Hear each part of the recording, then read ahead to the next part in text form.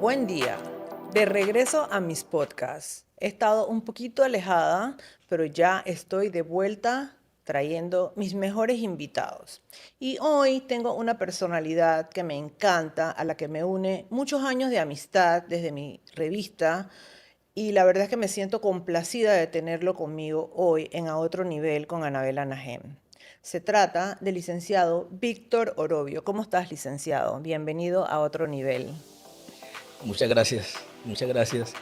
Sí, inclusive tuve una portada en Exacto, Selecta por muy eso. vendida. Exacto.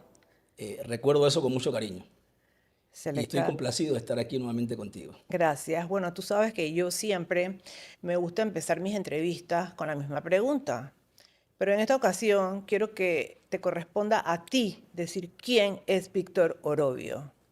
Wow. Mira, Víctor Orobio es un vencedor.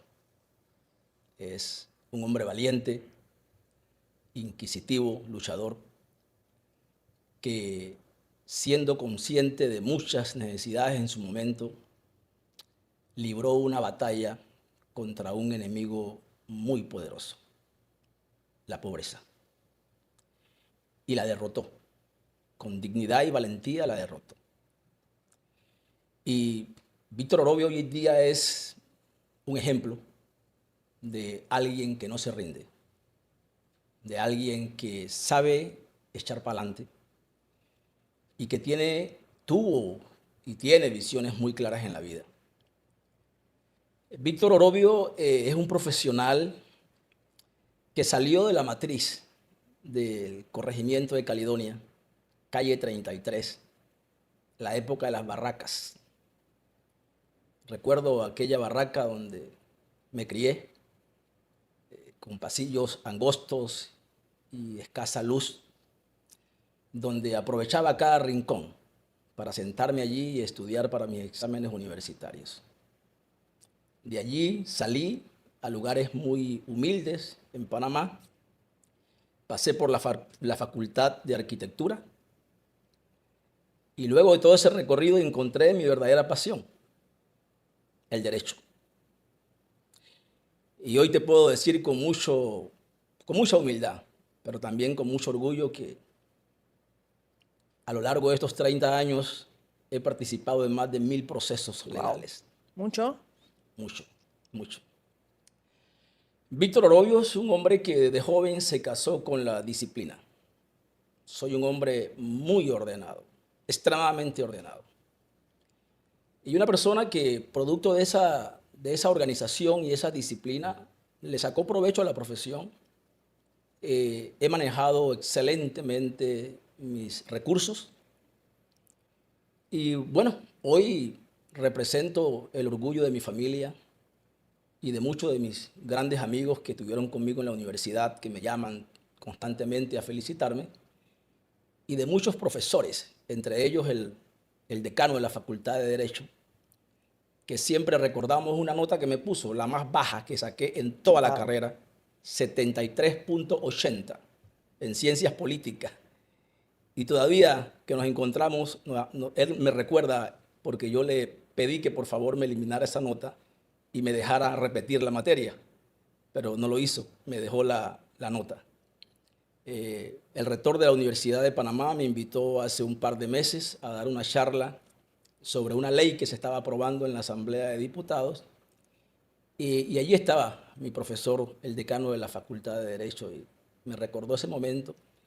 Y me encantó porque en público contó la historia y se sentía muy orgulloso de su alumno Víctor Orobio. Y cuéntame algo, licenciado, ¿cómo lograste convertirte en uno de los mejores abogados de Panamá? Porque así lo eres. Mira, la verdad yo pienso que el hombre se convierte en lo que piensa. Esa es mi creencia, ¿no? Te digo esto porque desde la universidad yo rechacé la idea de ser servidor público. Yo respeto y amo a los servidores públicos. De hecho, tengo muchos compañeros de la universidad que han llegado inclusive a ser procuradores de la Nación y magistrados de la Corte Suprema de Justicia. En maestría compartí salón con el el ex procurador que acaba de salir, Javier Caraballo. Y también en maestría compartí salón con la actual magistrada presidenta de la Corte Suprema de Justicia. Así que yo aprecio mucho a los servidores públicos. Pero en el caso de Víctor Orovio, pues yo tenía una ansia feroz por el queso. Por el queso. Sí, yo ¿El queso qué quería era? comerme todo el queso, no quería dejar ni un pedacito. Y Ok. yo estaba consciente que por la vía pública no lo iba a lograr. ¿Sí? Así que desde la universidad yo decidí que iba a ser un abogado privado, independiente, Y de prestigio. con mi propia empresa. Y bueno, de prestigio porque también siempre tuve esa visión de poder ver más adelante y me fui proyectando de décadas en décadas. Víctor Orovio no nace de la noche a la mañana. Yo cuando tenía 20 años, yo me veía y decía cómo quería verme a los 30. Y cuando cumplí 30, me hacía una proyección para los 40 y decía, cuando tenga 40 años, yo quiero estar así y de esta manera. Y así hasta que cumplí 50 años. Entonces, mi vida siempre ha sido proyectada, siempre ha sido visualizada. Nunca mi vida es una sorpresa. Entonces, cuando uno se enfoca en estas cosas, pienso que por naturaleza las cosas van llegando. Claro. Y empecé a atender casos muy complejos, muy grandes, de mucha publicidad.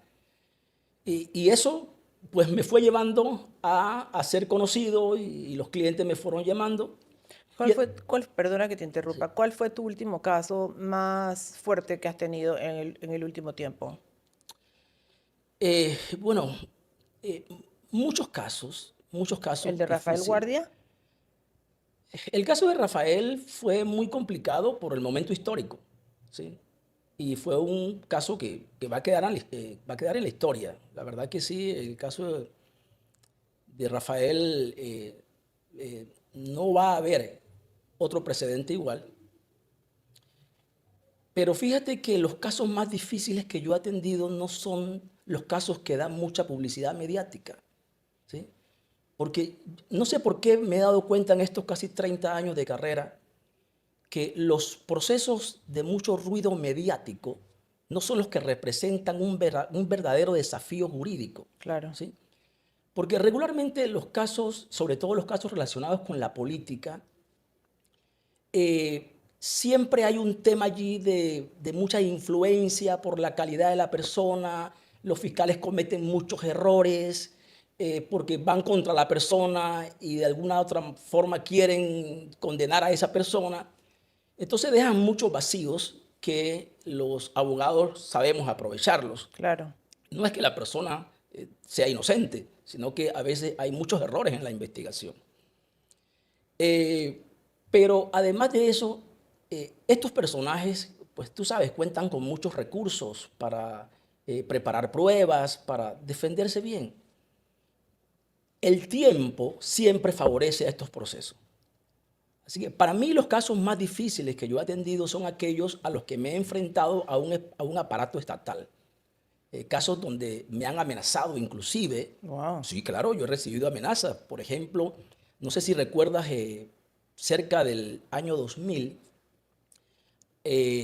se abrieron las puertas de un puente en construcción del Corredor Norte en Las Palmitas de San Miguelito.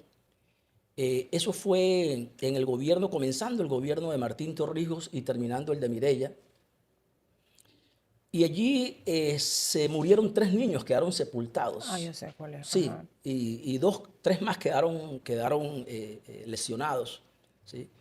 Ese caso yo lo atendí y yo logré condenar tanto en la parte penal y logré condenar al Estado panameño por ese caso. ¿Sí? Eso fue un caso muy mediático que la verdad es que me abrió bastante puertas, pero son procesos que yo los he sufrido, Claro. los he vivido. Eso es horrible. O sea, fueron noches y noches de trasnocho buscando el método, la fórmula, la parte jurídica, ¿no? Y recibiendo amenazas del gobierno, porque recuerdo en esa ocasión me encontré con un ministro de Estado, para no darte un nombre, que en un supermercado, creo que fue el Rey o PriceMart, nos encontramos y me dijo, mira, nadie se atrevió a ir contra el gobierno y tú te estás atreviendo, así que atenta a las consecuencias. Y yo simplemente le contesté, es que yo no vivo de la política, yo no recibo dinero de la política, yo no soy político, yo soy abogado, así que hagan lo que ustedes quieran. Claro. ¿Sí? Y cuéntame algo, ¿qué hizo Víctor Orovio para marcar la diferencia? Porque abogados hay un montón, pero no todas logran tener la misma notariedad que Víctor Orovio ha tenido. Mira, yo creo que pensar diferente.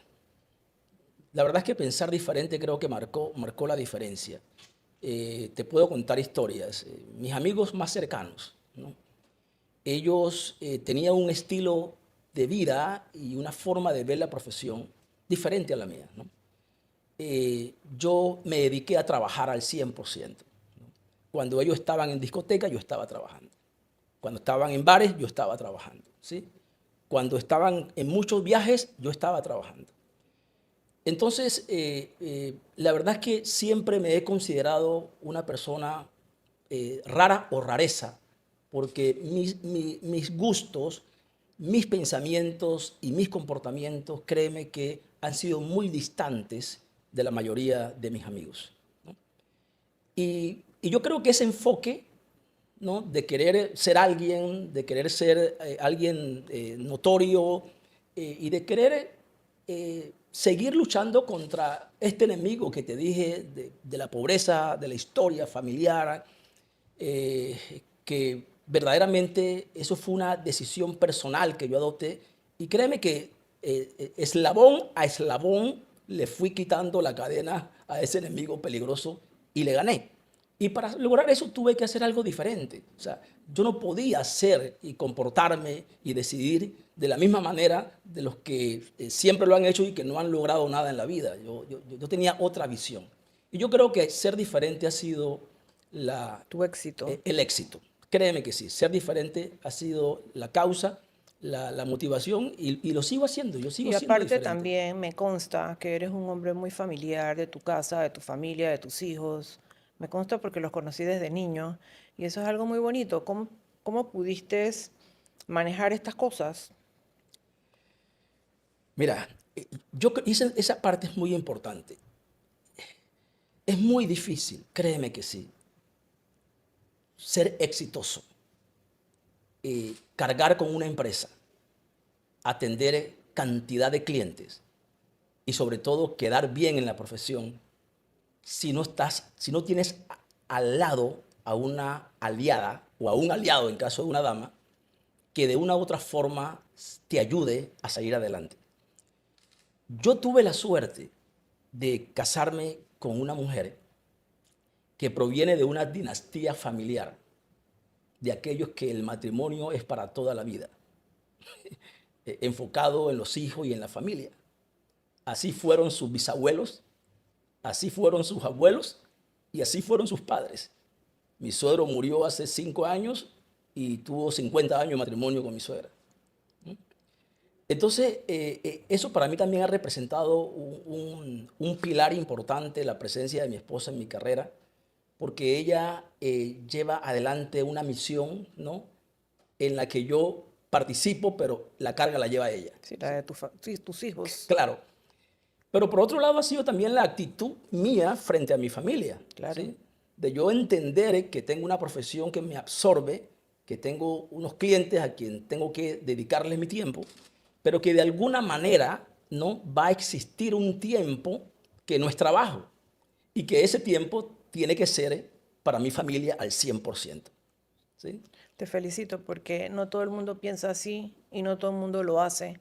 Y a mí sí me consta, porque vi tus hijos desde niño, que tú eras un hombre dedicado a pesar del trabajo y eso tiene mucho valor, por lo menos para mí y para mucha Sí, sí, gente. sí. Mi familia, nosotros inclusive te comento que en mi hogar nosotros no copiamos modelos. Igual, no sé si de alguna forma hubo una conexión entre mi esposa y mi persona en cuanto a comportamientos pasados o ejemplos de vida, ¿no? Pero nos parecemos muchos y no copiamos modelos. Nosotros, en realidad, donde está el uno, donde Está el está otro. uno, estamos todos. Y eso para mí pues representa también un gran éxito, más que la profesión, es el éxito de mi familia. Claro. Y Tengo 4 hijos pequeños, para mí son pequeños, bueno, ya no tanto. porque fíjate, Víctor, que es el mayor, ya va a cumplir 20 años y el último tiene 13 años. Ya crecieron, pero todavía son chicos. Ya son maduros y tienen criterio y saben quién es su papá y su mamá. Pero bueno, Así es. cuéntame algo. ¿Y cómo has manejado casos tan controversiales y cómo logras ganar estos casos? Bueno, hay un tema que es, esta pregunta no solamente me la haces tú, sino que me la hacen estudiantes de derecho, eh, compañeros, algunos sobrinos políticos, ¿no? Y yo siempre lo presento de la siguiente manera. Eh, Uno se enfoca, ¿sí? Cuando tú mentalmente crees que solamente puedes manejar casos o problemas pequeños y puedes resolver problemas pequeños, esa es tu realidad, ¿sí?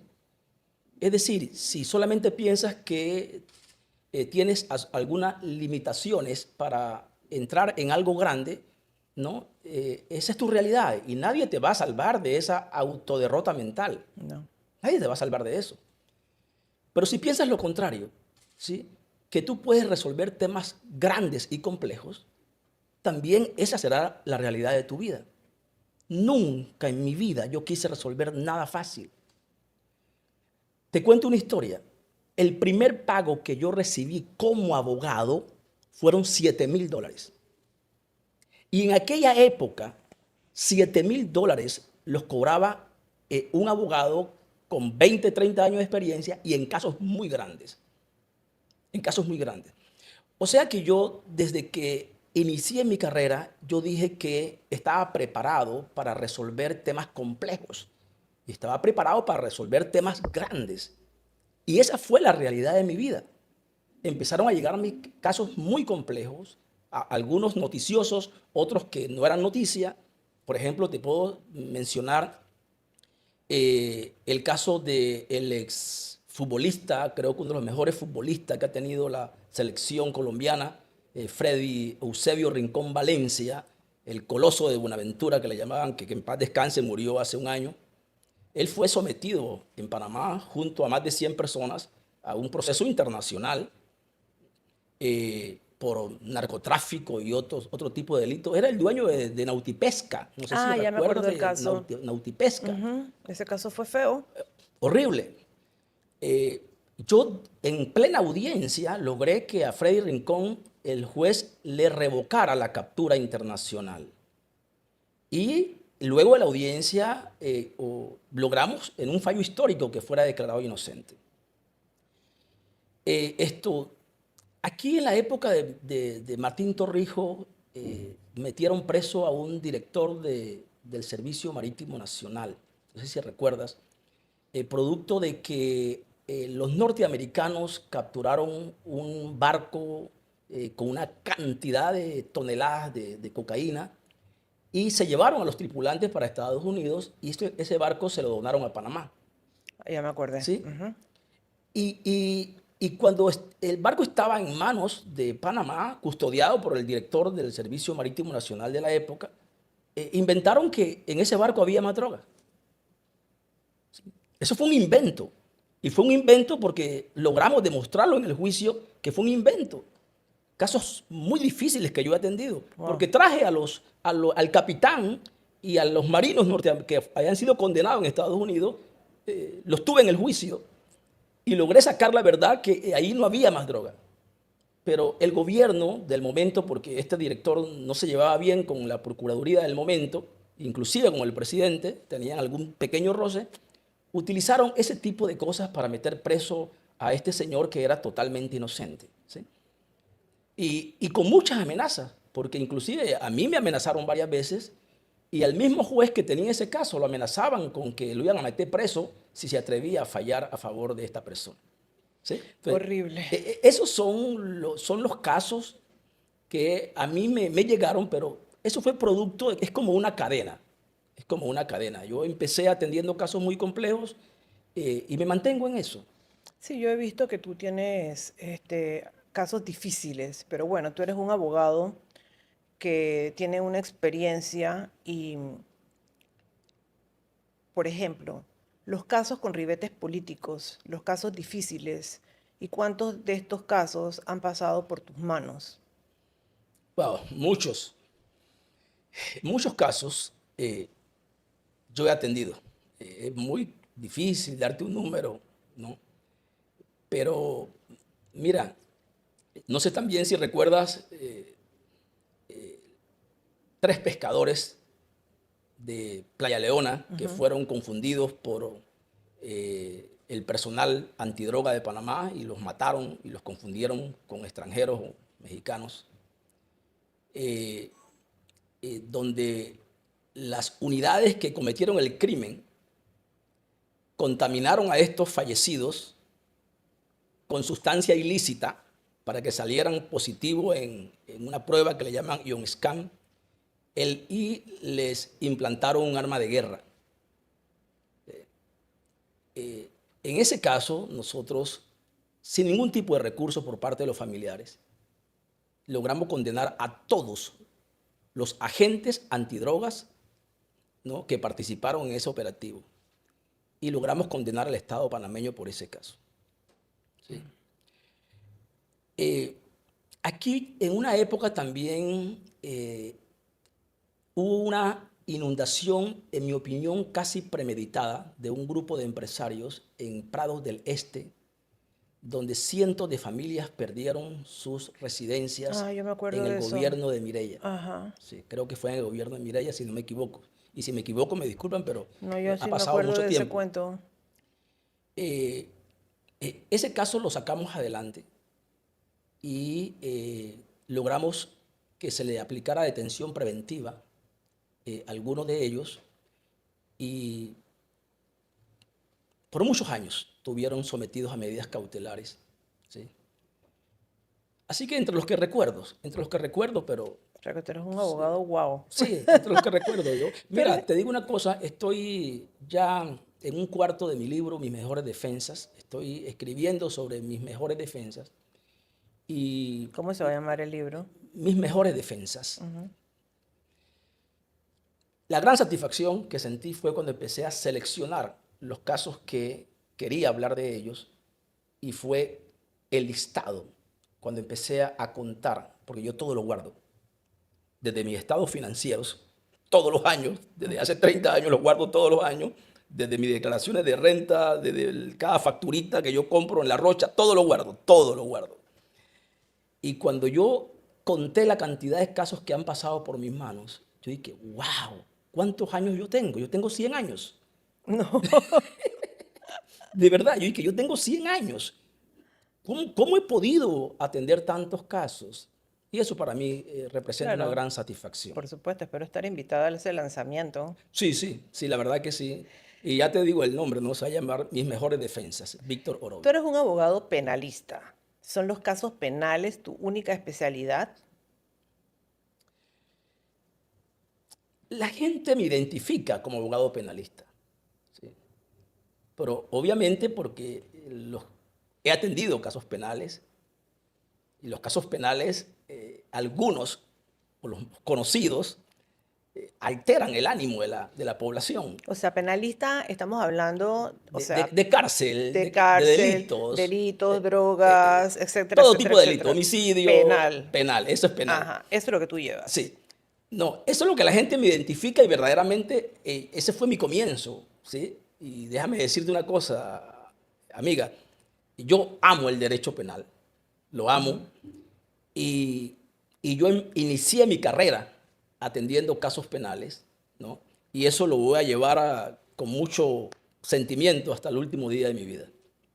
Pero fíjate que paralelamente al derecho penal, yo fui el precursor valiente en Panamá que desde aquella época empecé a demandar al Estado panameño por daños ocasionados a personas naturales o jurídicas, ¿no? Por representantes del Estado, específicamente por mala prestación de los servicios públicos en general. En aquella época quien demandaba al Estado panameño, por un lado no lo hacían porque decían, no, es que al Estado no se le gana. No, eso es difícil, eso es complicado ganar al Estado. Y por otro lado tenían miedo porque decían, oye, tú te vas a meter contra el Estado nacional, vas a tener mucha repercusión de parte de los funcionarios del gobierno de turno. Pero como yo tenía tanta ambición por el queso, yo, Que no está buena esa sí, palabra. yo empecé a demandar al Estado panameño y fui abriendo ese camino. Y cuando los abogados en el país empezaron a darse cuenta que yo condené al Estado panameño y empezaron a salir las condenas en contra del Estado y las sumas que yo estaba ganando producto de estas demandas, entonces ya no era un temor, ahora era algo que anhelaban los colegas de tener un caso para poder demandar al Estado. En estos momentos te comento que nosotros en la firma manejamos aproximadamente 400 demandas en contra del Estado panameño. En este momento. Sí, sí, sí. Dios sí. mío. Yo atiendo individualmente, no sé si también recuerda, claro que sí vas a recordarlo, el envenenamiento masivo De dietilenglicol hace, eso ya va para mucho 20 tiempo. años. Bien. El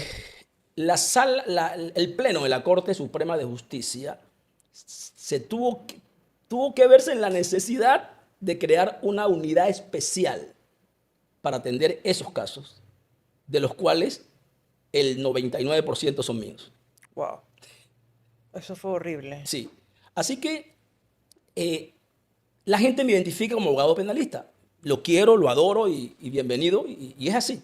Pero también he sido un abogado que me he dedicado a otras ramas del derecho, como el derecho contencioso administrativo. Y en la firma atendemos otros temas también. Hay abogados que atendemos laboral, civil, comercial, ¿no? Pero la etiqueta siempre la voy a llevar como abogado penalista. Claro. Porque siempre van a acordar el abogado de la televisión, el abogado que defendía a tal fulano. Y yo la verdad es que me siento muy, muy contento, me siento muy feliz de la aprobación de la gente, donde yo voy, en las instituciones, las oficinas, siempre soy bien recibido. Eso es muy importante. He La verdad que tenido, tú eres un caballero. sí, y he tenido experiencias donde, por ejemplo, he estado en el lobby, en el counter de una institución y el ministro o el viceministro o el gerente general se ha dado cuenta que yo estoy allí y me manda a buscar. Claro. Me manda a buscar y eso para mí pues Pero eso se representa... llama credibilidad. Sí, sí. Y muchas gracias, la verdad. Y yo soy un hombre muy respetuoso, extremadamente respetuoso. Nunca le digo una mala palabra a nadie. ¿Sí? Me sé controlar, tengo una autogestión emocional increíble. Bueno, dicen que los abogados son psicólogos. Sí. Nunca pierdo la calma. ¿Sí? Mucha gente ha querido entrar en conflicto conmigo. Yo no permito eso porque para mí eso no hay ganancia. Así que yo creo que me siento contento y aquí hay Víctor Orobio para rato. Así es, tío, así va a ser. Cuéntame algo. Hay un tema que últimamente ha sido de mucho interés para algunos sectores. Incluso el presidente de la República y el Contralor han opinado al respecto en el tema de los equilibrios contractuales. ¿Qué es esto? ¿Estás o no de acuerdo con los equilibrios contractuales? Yo estoy de acuerdo con el cumplimiento de la ley. ¿Sí? Y los funcionarios a nivel nacional están para cumplir y hacer cumplir la Constitución y la ley. Los equilibrios contractuales están en la ley de contrataciones públicas. ¿Pero la están respetando en este momento? Y los directores, los gerentes, ¿no? Los ministros, los viceministros, las juntas directivas que están tomando decisiones, negándole el derecho a los empresarios, a los contratistas del Estado, están violando la ley y están violando la Constitución. ¿Ah, sí? Sí, por supuesto que sí. Y que tengan mucho cuidado, porque los gobiernos son pasajeros, ¿no? Pero las leyes quedan, la Constitución queda y quedan las instituciones judiciales, ¿no? Y también quedan los abogados que sabemos actuar. Entonces, el comportamiento, las acciones adoptadas por los funcionarios públicos en este gobierno, ¿no? pudiera comprometer al Estado en demandas muy peligrosas para el Estado. Y le está hablando a alguien que es especialista en esta materia. Tú eres especialista en equilibrios Yo contractuales. soy especialista en demandas contra el Estado panameño. No, eso sí. ¿Sí? Ajá. ¿Ok? Y Es el que tema de los esa equilibrios... palabra de equilibrios contractuales, yo nunca la había escuchado. Equilibrios contractuales, ¿qué significa? Proporcionalidad, ¿sí? Cuando se inicia una relación entre un contratista del Estado con el Estado para llevar a cabo una obra, tiene que haber una proporción, tiene que haber un equilibrio, una correspondencia, ¿no?, del contrato que se ha firmado, hablando económicamente, ¿sí? Hay un precio que se pactó y que el Estado tiene que pagar ese precio, y el contratista tiene que ejecutar la obra en base a ese precio, ¿sí? Hay un equilibrio. Pero resulta ser que en la ejecución de la obra ocurren desequilibrios, ocurren caos, ¿no? Ocurren situaciones que están lejos del alcance del empresario, como por ejemplo inundaciones, terremotos. Hemos tenido casos donde el contratista se encuentra con vicios ocultos en la tierra. Se encuentran con situaciones donde debajo de la tierra el Estado no sabía y esto pasaba un río, por ejemplo, o pasaban líneas eléctricas, muchas cosas que eso no está en el alcance de previsión del contratista. ¿Y qué pasa con eso? Incrementa los costos. Claro. Entonces, al incrementarse los costos, ¿no?, lo que se pactó con el Estado no alcanza para terminar esa obra. Entonces, hay que buscar un equilibrio. O sea, hay que negociar esas situaciones. ¿Para qué? Para que el empresario pueda culminar la obra y el Estado reciba su obra. ¿Sí? Okay. Me parece a mí en lo personal, créeme, con mucho respeto, te lo digo, que el presidente de la República, siendo abogado, ¿sí?, bueno, también es su estilo, ¿sí?, haya dicho públicamente que no está de acuerdo con estos equilibrios contractuales. Y esto genera una estabilidad enorme. ¿Estabilidad o inestabilidad? Inestabilidad, corrijo, muchas gracias. Ajá. Esto genera una inestabilidad profunda. ¿Por qué? Porque eres la cabeza. Y esas palabras no las pueden malinterpretar los funcionarios, los subalternos. Y está ocurriendo. Está ocurriendo. Entonces, esos son los equilibrios contractuales. Bueno, O sea, esos son como licitaciones. es una licitación que se hace. Lo que se hace con el Estado regularmente son licitaciones. Es un procedimiento para llegar a cerrar una contratación, para que un empresario se gane el contrato. Es una Pero a veces licitación. ni te pagan. Pero estos desequilibrios se da es en la ejecución de la obra, ¿sí?, por muchas razones. Entonces, yo estoy de acuerdo, por supuesto, porque eso lo dice la ley y todos debemos cumplir la ley. Esos son los equilibrios. Tú sabes que yo he querido entrevistar al Contralor, porque me parece que es una persona muy inteligente, pero nunca me ha dado una entrevista. Puede ser que no sea importante o no soy una televisora, pero a mí me gusta cómo habla, pero bueno, no me ha dado la entrevista. Voy a seguir luchándola. Vamos a Sigue ver. luchando. Él es un Porque, tipazo. sí, Él es un tipazo. yo digo que él es un hombre presidenciable. Sí, sí, él es un tipazo y te la va a dar. Ten la seguridad que se la Vamos va a a ver dar. si me la da porque he llamado, pero bueno. Yo estoy diciendo te la va a dar a ti. A ver si algún día yo le pido una y también me la da. Pero yo no soy nadie, así que digo, vamos a ver. Dime una cosa, Víctor, ¿cuál es tu opinión sobre la relación de los Estados Unidos con Panamá con respecto al canal? ¿Y qué piensas que los estamos manejando bien o mal? Mira, yo sí creo que lo estamos manejando bien. Yo creo que sí. Yo creo que el presidente está haciendo su trabajo y otro presidente en su lugar haría un poquito más, un poquito menos, tomaría decisiones un poco más profundas, más agresivas, pero en mi opinión lo está manejando bien. Lo que yo veo entre la relación de Estados Unidos y Panamá es una relación que ha sido muy buena y duradera por muchos años, ¿sí? Y es que tiene que ser así porque fíjate que los Estados Unidos le dicta los parámetros a Panamá de lo que debe hacer. Y siempre ha sido así, eso no es un secreto. En materia de seguridad del Estado, Todas las leyes que nosotros aquí en Panamá aprobamos y discutimos en la Asamblea de Diputados sobre materia de seguridad de Estado vienen de Estados Unidos. Ah, mira, no sabía eso. Sí, nosotros siempre aquí hemos hecho lo que los Estados Unidos quieren que nosotros hagamos. Puede ser que el presidente de la República no lo vaya a reconocer porque él es el jefe del Ejecutivo y él tiene en su poder, en sus manos, la defensa del Estado y tú sabes, no se puede minorar la calidad de nacional. Pero la verdad la conocemos, ¿no? Los abogados, los diputados, ¿no? Que han pasado por la Asamblea saben que históricamente es así, ¿sí? Y por otro lado, cuando el débil, que somos nosotros, le pedimos algo a Estados Unidos, algún apoyo, también siempre lo recibimos. Entonces, en una relación donde yo te dicto lo que tienes que hacer y donde yo te doy cuando tú me pides, es una relación bastante duradera y bonita. ¿Sí? Claro, es verdad. ¿Sí? Y si lo quieres representar metafóricamente, como el padre cuando el hijo se porta bien y hace todo lo que se le pide, siempre está bien con su hijo. Claro. Y el hijo va a estar bien con su padre cuando también su padre le da lo que el hijo necesite cuando lo necesita. Así que es una relación siempre duradera. Bueno, El tema es entre el señor Donald Trump con el Canal de Panamá, que es otro tema. Y yo creo que esta tensión, la verdad, va a terminar pronto porque el señor Donald Trump va a estar en la presidencia de Estados Unidos por 4 años. Él no puede reelegirse. ¿no? No, ningún ciudadano norteamericano puede ser presidente en Estados Unidos por 3 ocasiones.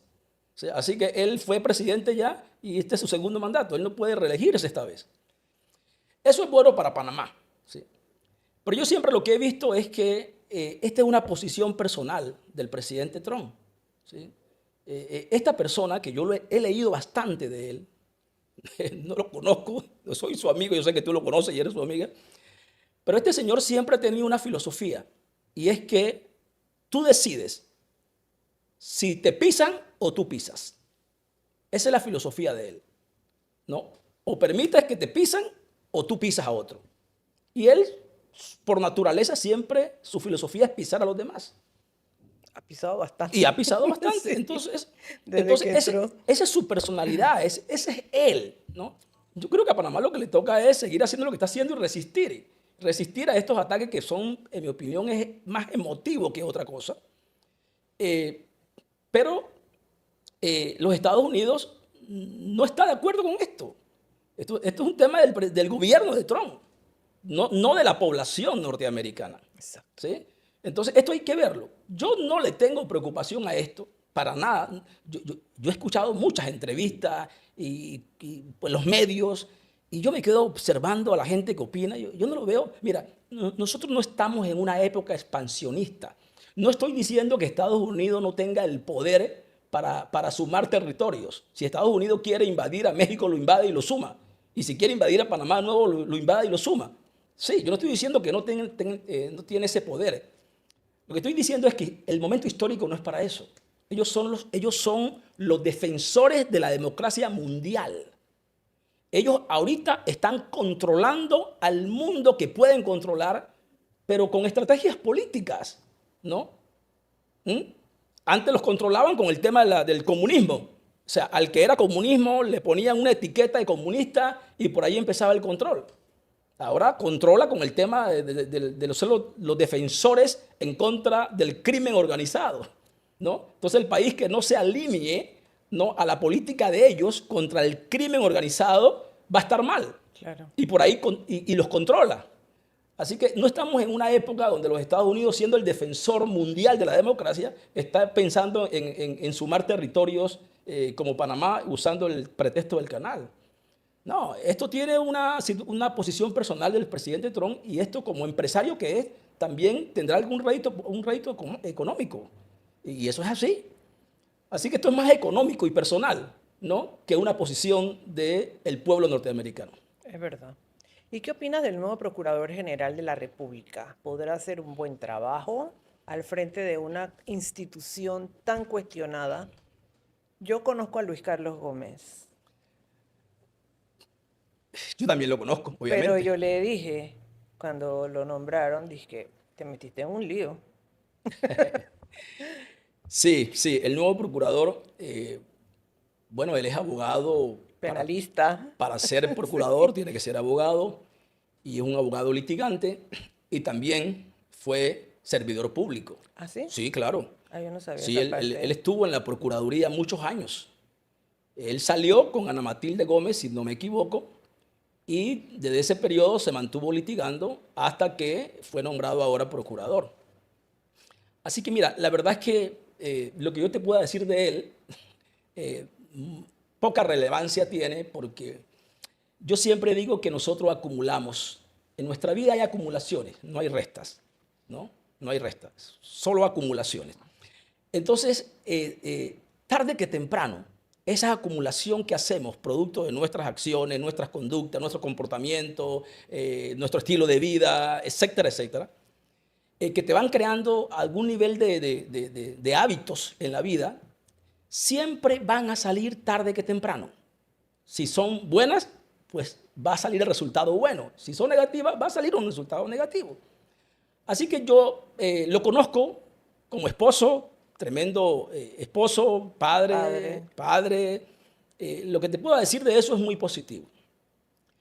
La parte que a mí no me agrada del Ministerio Público, ¿no?, es que es una institución que si al presidente de turno le da la gana, te vas porque te vas. Y te quemaste. Entonces, cuando tú estás en una institución con esa debilidad, ¿no?, es allí donde entra el juego qué va a hacer el procurador, ¿no?, para mantener ese equilibrio, para mantener esa independencia en una institución donde el poder real lo ejerce el Ejecutivo. Entonces, nosotros quisiéramos siempre ver un procurador 100% enfocado en los hechos y no en personas, ¿no? ¿Qué significa esto? Que el procurador solamente se enfoca a investigar hechos, sin importar el nombre de la persona, su nivel social, su filiación política, sin importar ningún accesorio que rodea a esta persona, ¿sí? Solamente, ¿no?, que investigue hechos.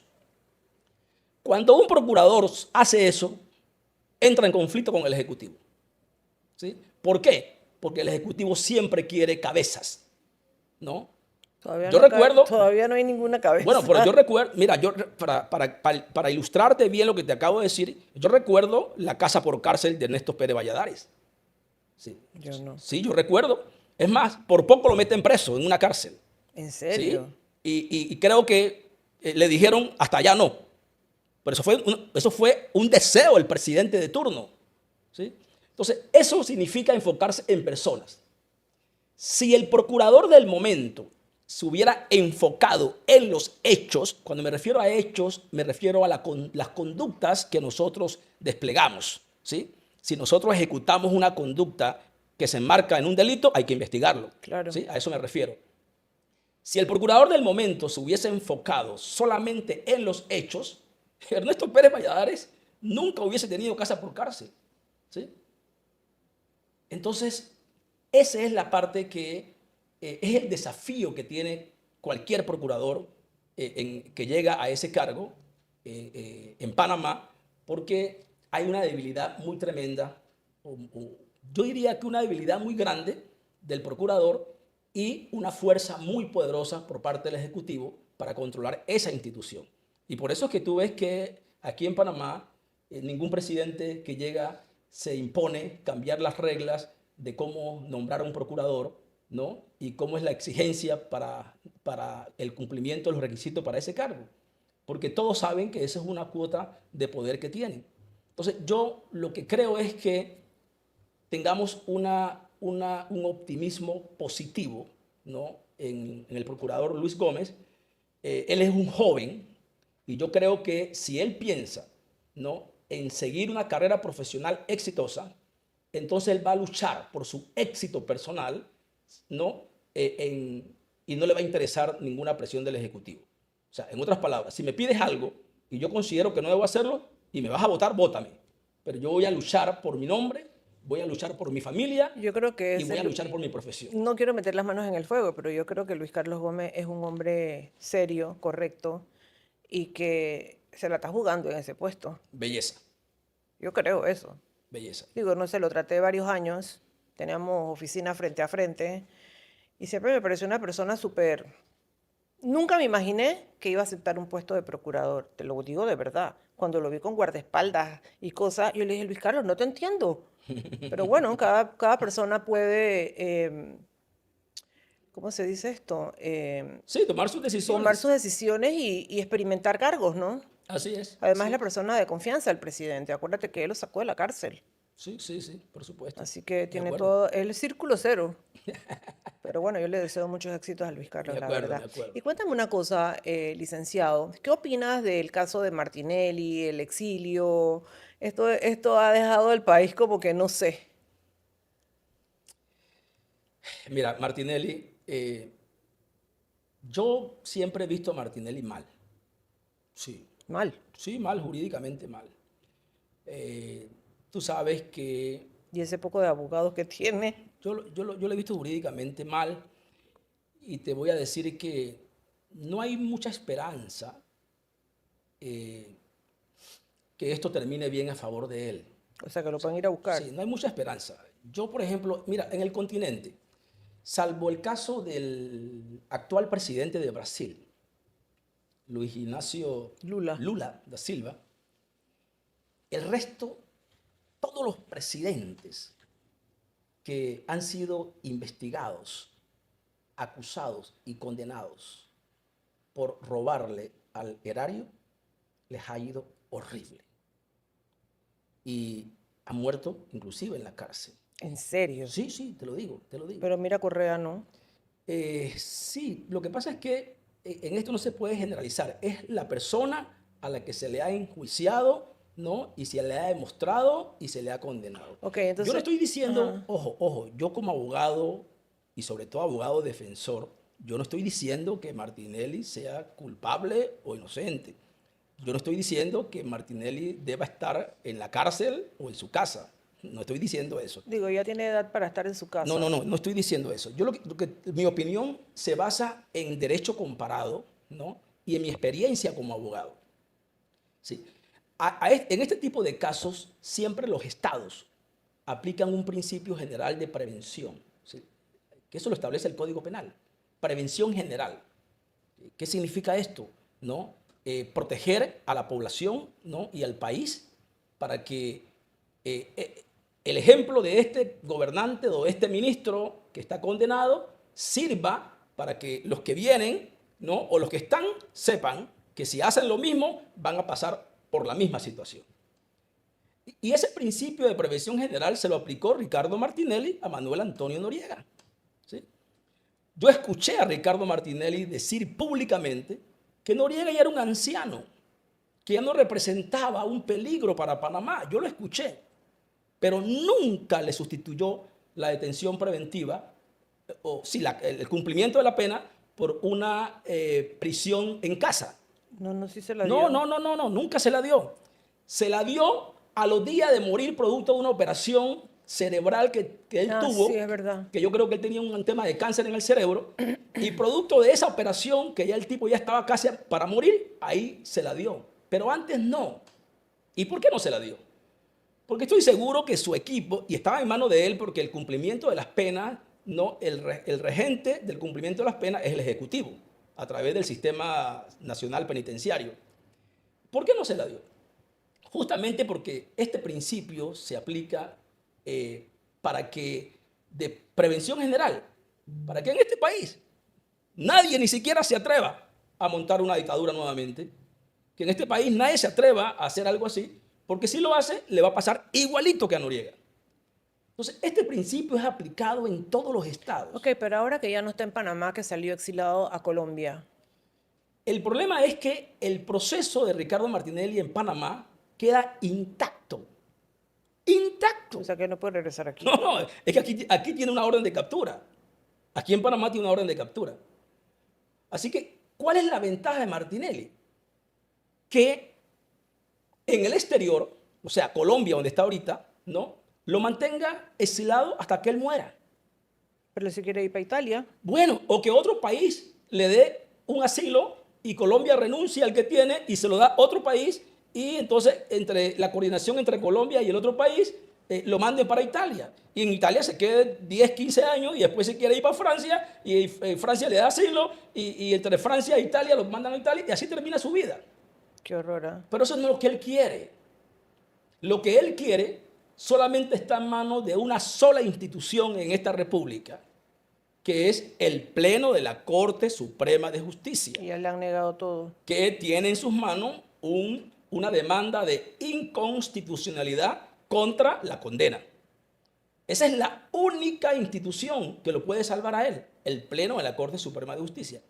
Ahora, esta corte, el ambiente que se ve en esta corte actual, yo como abogado te lo digo, ¿sí?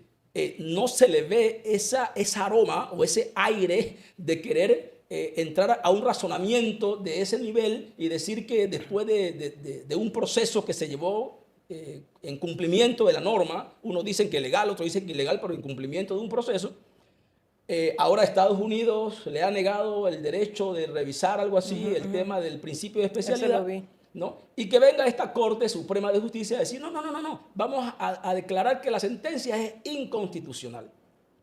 Para hacer eso, la Corte debería estar controlada por Ricardo Martinelli, y no es así.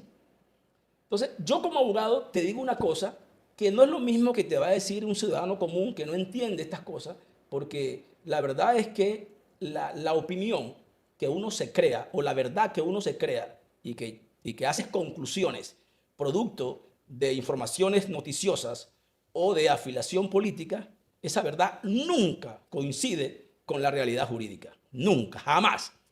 O sea, lo que se dice a favor de Ricardo Martinelli no necesariamente es lo mismo que está en los expedientes. Los que conocen esos expedientes es los jueces que han estado allí, los magistrados que han tocado ese caso y ahora el Pleno de la Corte Suprema de Justicia. Esa es la verdad jurídica del proceso. Pobrecito.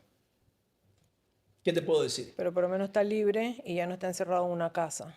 No sé cómo aguantó tanto. Tú le dices pobrecito, yo le digo pobrecito, otro le puede decir pobrecito, pero hay otro sector, y por eso es que el sistema judicial de ningún país queda bien con ese país cuando decide un caso con ribetes políticos. Claro. Nunca va a quedar bien. Bueno, porque, yo soy amiga de Ricardo Martinelli hace 50 años. Porque si el Pleno de la Corte declara que esa sentencia es inconstitucional, ¿no? Va a tener más de la mitad del país en contra. ¿Sí? Y si declara que es constitucional, va a tener la otra mitad en contra. O sea que al final del camino son los tribunales que tienen que decidir estos temas. Bueno, por lo menos podemos decir que él hizo muy buenas obras en este país.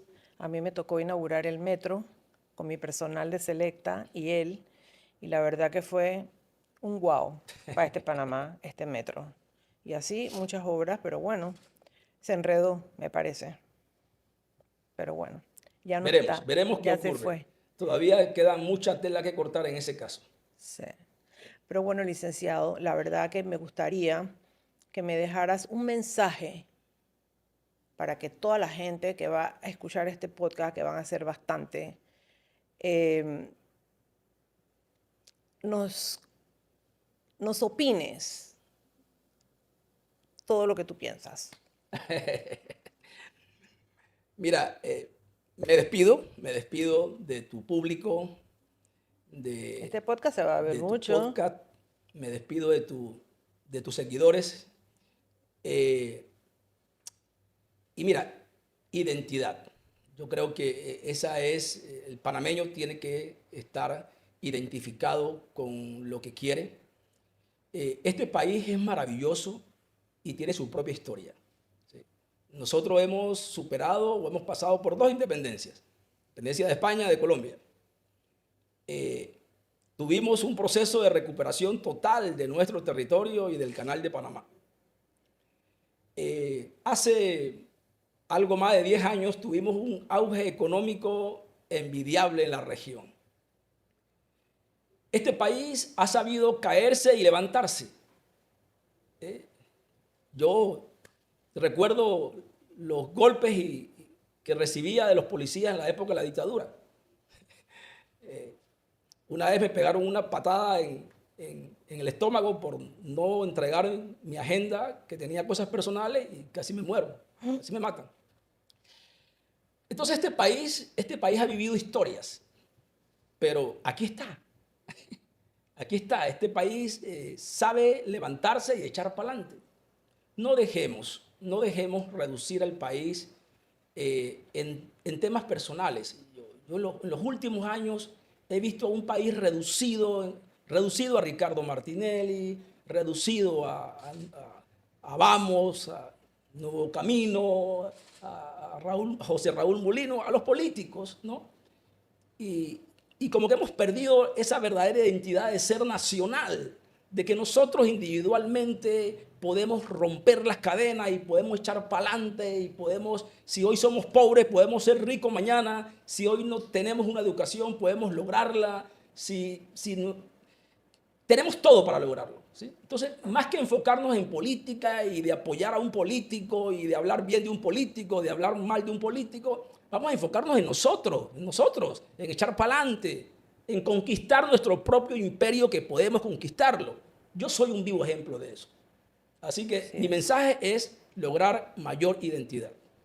Bueno, ha sido un placer tenerlo hoy aquí en A Otro Nivel con Anabela Najén. La verdad, me encanta todo lo que has dicho, ha sido verdad y espero que próximamente tengamos otros temas. Con mucho gusto, con mucho gusto. Gracias por estar Estoy un poquito conmigo. retirado de los medios, pero ahí estoy. Yo también he estado un poquito retirada por otros motivos, pero ya regresé. Qué bueno, qué bueno. Pero bueno, muchas gracias a todos mis lectores, oyentes. Este podcast lo vamos a subir mañana, ya va a estar afuera. Y espero que les guste porque ha sido una entrevista muy interesante, muy diferente a lo que siempre he hecho. Y es un hombre muy valioso, licenciado, la verdad. Muchas gracias. Gracias.